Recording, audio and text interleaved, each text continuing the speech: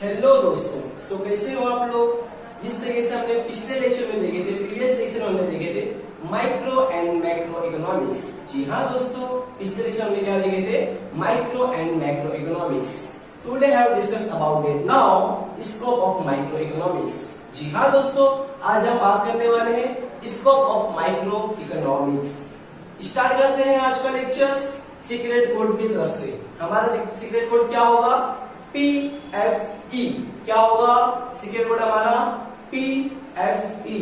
P for theory of product pricing, P for theory of product pricing, F for theory of factor pricing, F for theory of factor pricing, E for theory of economy welfare, E for theory of economy welfare. तो start करते हैं यहां से theory of product pricing. Theory of product pricing में demand analysis और supply analysis को depend करता है। माइक्रो इकोनॉमिक्स में सपोज करो ये एक सामान है, एक कमोडिटी है। अगर इसकी प्राइस हमारे को डिटरमाइन करना है तो सबसे पहले हम देखेंगे इस प्रोडक्ट की डिमांड मार्केट में कितनी है। एग्जाम्पल, मार्केट में अगर इसकी डिमांड ज्यादा है और सप्लाई भी ज्यादा होगी ऑब्वियसली, तो डिमांड जब ज्यादा है सप्लाई ज्यादा है तो price will be higher. Demand will be decrease, supply will be decrease and then price will be decrease। तो डिपेंड करता है मार्केट फोर्स पे। किस पे डिपेंड करता है, मार्केट फोर्स पे। डिमांड एनालिसिस और सप्लाई एनालिसिस को माइक्रो इकोनॉमिक्स की स्टडी से हम इस प्रोडक्ट की प्राइस निकालते हैं फॉर इंडिविजुअल प्रोडक्ट प्राइसिंग। तो स्टार्ट पढ़ते हैं आगे का। The price of an individual commodity is determined by the market force of demand and supply. Microeconomics is concerned with demand analysis. Example, individual consumer behavior and supply analysis, individual product behavior. यही बताया जा रहा है इस product की demand market में कितनी है। डिमांड ज्यादा तो ऑब्वियसली सप्लाई ज्यादा होगी, जब सप्लाई ज्यादा होगी तो ऑब्वियसली इसकी प्राइस भी अपना आप ज्यादा होगी। कंसेप्ट क्लियर है, बोलो कंसेप्ट क्लियर है। थ्योरी ऑफ प्रोडक्ट प्राइसिंग में कुछ डाउट है, कुछ डाउट है थ्योरी ऑफ प्रोडक्ट प्राइसिंग में। Okay, well done. कुछ डाउट हो तो कमेंट सेक्शन में जरूर जानना, मैं आप लोगों के डाउट्स देन क्लियर कर दूंगा। इसी से हम आगे बढ़ते हैं एफ पे।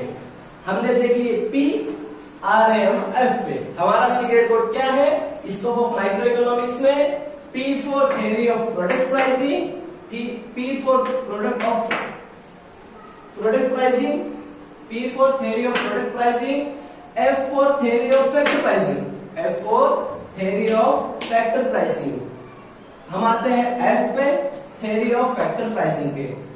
theory of factor pricing में rent, wages, interest, profit, rent, wages, interest, profit, rent, wages, interest, profit, rent, wages, interest, profit, rent, wages, interest, profit।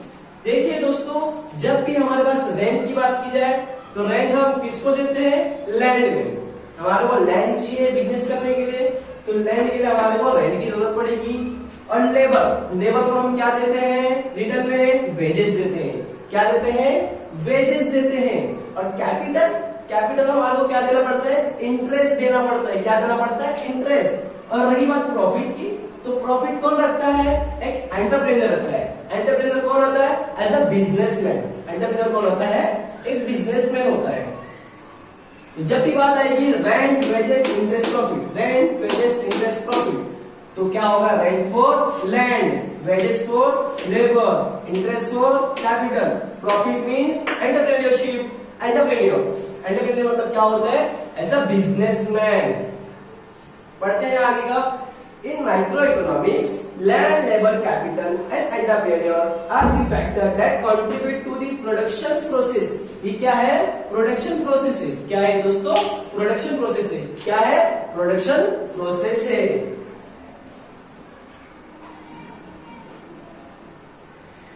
Microeconomics help in determining the factors reward land, labor, capital, and entrepreneur in the form rent, wages, interest, and profit respectively।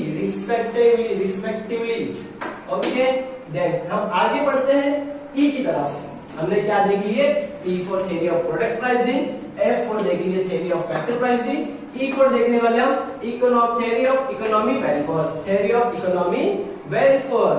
Then theory of economic welfare basically deal with the efficiency in the allocation of the resources. आप लोगों ने सोचते होंगे efficiency means क्या होता है? Efficiency means ये होता है कम इनपुट में ज्यादा आउटपुट होना चाहिए। क्या होना चाहिए? कम इनपुट में ज्यादा आउटपुट होना चाहिए। एवरी बिजनेसमैन के अंदर यही थॉट्स आते हैं कि वो कम इनपुट लगाए और ज्यादा आउटपुट ले, कम इनपुट लगाए ज्यादा आउटपुट ले, कम इनपुट लगाए ज्यादा आउटपुट लगाए, यानी कम पैसा लगाए अपने बिजनेस में और ज्यादा बेनिफिट हमारे बिजनेस की तरफ से उठावे। एफिशिएंसी मींस क्या होता है? बोलो, एफिशिएंसी क्या होता है? Sir what do you mean by efficiency? Sir what do you mean by efficiency? जी हाँ दोस्तों, what do you mean by efficiency का मतलब यह है, efficiency means that now come input small output, less input more output, less input more output, best every businessman will be thoughts. Then अब आगे बढ़ते हैं इकोनॉमिक एफिशिएंसी। क्या पढ़ लिया हमने अभी? इकोनॉमिक प्रोडक्शन प्रोसेस में पढ़ लिए, economic consumption, overall economic efficiency. Then दोस्तों आज का लेक्चर यहीं पे खत्म करते हैं। नेक्स्ट लेक्चर हम देखने वाले हैं फीचर्स ऑफ इकोनॉमी। दोस्तों अगर आप लोगों को मेरी वीडियो अच्छी लगी हो तो प्लीज लाइक एंड कमेंट्स करना ना भूलिए।